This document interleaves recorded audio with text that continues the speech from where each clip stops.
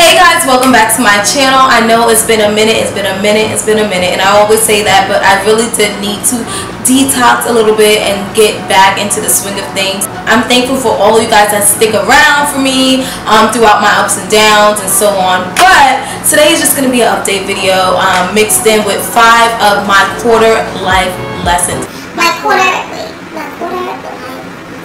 Yes, I was correct. My quarter life lessons, because you know, 25 out of 100 is a quarter. A little update of what I've been up to. So I turned 25 on June 28th, so that was a really good thing. I had friends and stuff like that come and just celebrate with me, and this has to be one of the very best birthdays I've ever had in my entire life. And it's just because it's good to see a lot of people come out for you, come and just you really feel loved, and I'm like, I felt overly loved in a way, but it was such a good feeling.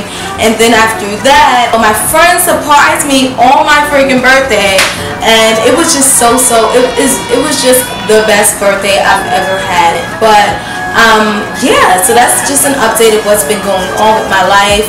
I've been really good, feeling really good. Like I said, I feel extremely loved. But yeah, today I just wanted to discuss 5 of my quarter life lessons with you guys, because I turned 25 on June 28th. It's only right for me to share what I've learned with you guys, and it's going to be a continuation of my quarter life lessons. It's going to be on my blog, www.SoulStyleBeauty.com, so you can check out the full list of the 25 life lessons I've learned thus far. Okay, so I'm just going to get into my quarter life lessons. The first one is know your identity and value in Christ before society decides it for you. This is so important because I feel like the world is just telling you to be this person, be that person, through songs, through like just the pop culture, just like be this. And if you're not this, and just the trends is this, and the personality is this is what all the girls are saying. Like, you're really broken still after all that stuff. And that's because you don't know what the creator created you to be. And it took me a long time to grasp that. Because it's one thing to read these things and be like, okay, like I'm fearfully and wonderfully made, like I'm an heir to Christ, I'm his friend, and it's like, okay, it's one thing to just read it, and it's one thing for it to get into your heart and you to live by it.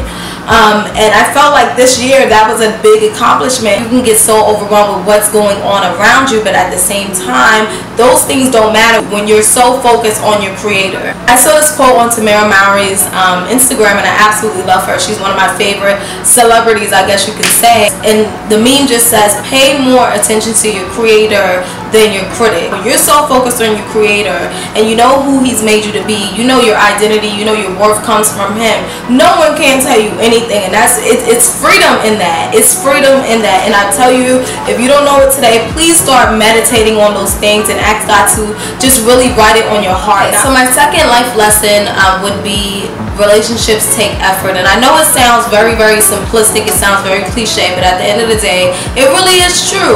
You and another individual cannot continue a bond, and that's past surface level, without you being intentional about it, without you putting in effort. And I do feel like you have to be able to take a risk on some days you may carry 50%, whereas some days you may carry a full-on 100%, because that person is not feeling up to par. And I do feel that you have to be able to do that. You have to look at your relationships and say, am I really giving my all to this? And that's one thing, like, relationships take effort. It's not only just calling someone your friend, but actually showing them through actions that you're there for them, that you want to be there for them.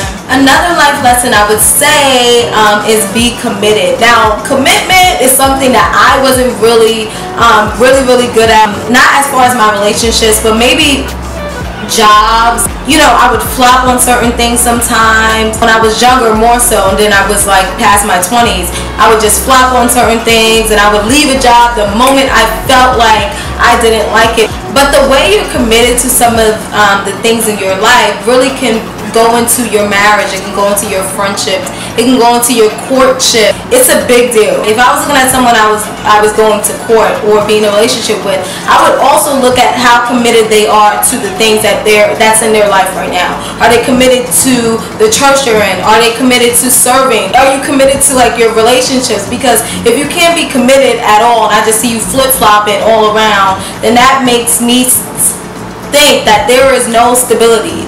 Becoming an adult has a lot to do with committing yourself to certain things. Are you committed to serving? Are you committed to your ministry? Are you committed to your passion? Commitment is a really, really big deal. Build so much discipline for you not to be led by your feelings, because like I said, feelings fluctuate, they go up and down. So at the end of the day, it's not something that's stable. So you really have to analyze the way that you think, the way that you feel. On to number 4.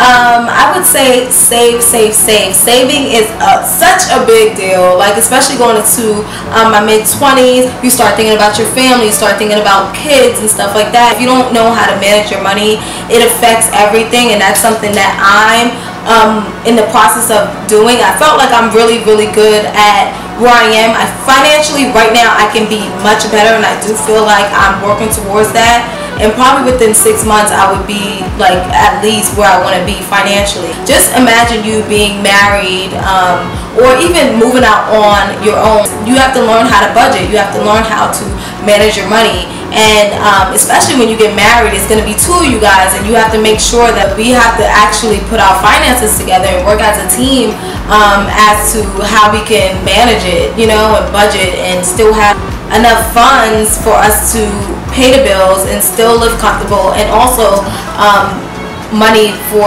us to have a little bit of fun. So I do feel like the sooner you get it together, I'm telling you, you will be straight. So lastly, I would say that expectations are just a no-no, the good and the bad. Because for me, I have an issue with expecting the worst. Like, somebody can say, Mara, I need to talk to you later, and I'm like, oh my gosh, like, what is going on? Is the friendship ending? What's going on? And I just feel that having expectations, good or bad, I just feel like they are just, it's just a bad thing. Being a Christian, you have to be somewhat adventurous, because yes, you can let God know your desires, but how you feel that it would happen isn't always how it goes down. So you have to be open to just anything, and that's what I'm learning. And don't get me wrong, it is a process for that. It took me a very long time, and sometimes I may have good weeks with patience, and some weeks may be horrible with patience. And yeah, that was my last life lesson. So I just wanted to say thank you guys for watching this video. Thank you for sticking around. Like I said, I had the full-on blog post. Go check it out. There's going to be some bomb photos. My cousin Kuson, he is freaking amazing. I'm going to leave his website down in the description box. He's in Brooklyn, so if you need a photographer, definitely contact him. And yeah, I just want to thank you guys so much for supporting me, and I will see you in my next video. Bye guys.